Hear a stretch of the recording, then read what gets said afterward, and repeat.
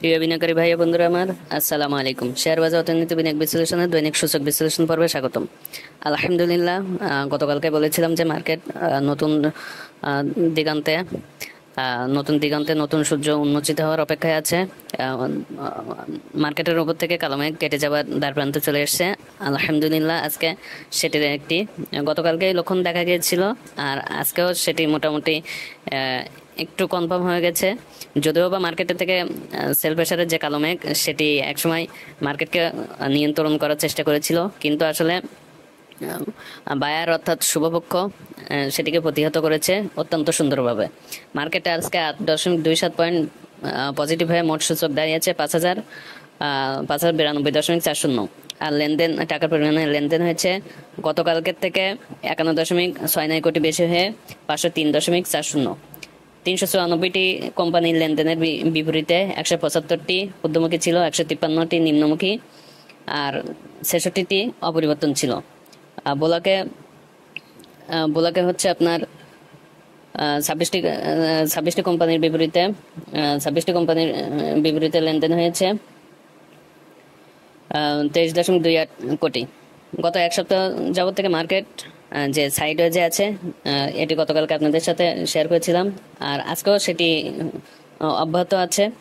আর আর বরাবরই বলা হয়েছে যে মার্কেট আসলে 5,675-80 থেকে নেমে এসেছে। এখান থেকে যেখানে নেমে এসেছে আসলে এটা তো বলা যায় যে মার্কেট এক প্রকার অত্যন্ত ডাউন ট্রেন্ডে আছে। এখান থেকে যদি মার্কেট আপনার ভলিউম সহকারে টাকার ভলিউম নিয়ে যদি আপনার 5,173 উপরে উঠে, তখন মার্কেট সাপোর্ট খুঁজে পাবে। অর্থাৎ মার্কেটের সাপোর্ট যদি হয়, তা আমি বলবো যে 5,000 ভলিউম সহকারে 5,173 উপরে উঠলে সেটাই মার্কেটের সাপোর্ট হবে। আর রেজিস্ট্যান্সের কথা যদি বলি, সেটিও বলবো বরাবরের মতন 5,228 ভলিউম সহকারে এটিকে ভাঙতে হবে। এখন ইনশাল্লাহ আশা করা যায় যে যেহেতু মার্কেট আজকে বায়ারদের দখলে ছিল, এবং আগামী দিনগুলোতে মার্কেট ইনশাল্লাহ আমাদের পক্ষেই থাকবে।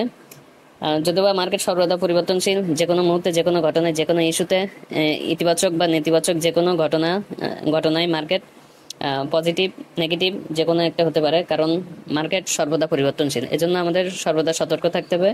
কারো দ্বারা প্রভাবিত হওয়া যাবে না, কারো দ্বারা প্ররোচিত হওয়া যাবে না, কোনো ফাঁদে পা দেওয়া যাবে না।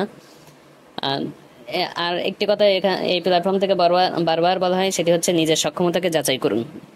কারণ আল্লাহ আপনাকে আমাকে অত্যন্ত সক্ষমতা সম্পন্ন হিসেবে তৈরি করেছেন। এই সক্ষমতাকে যাচাই করুন, নিজের সক্ষমতাকে বিলিয়ে দিয়ে অন্যের উপর নির্ভরশীল হবেন না। আপনার বিনিয়োগ যাত্রা সফল হোক, সুন্দর হোক, এই কামনা করি। ধন্যবাদ। আসসালামু আলাইকুম।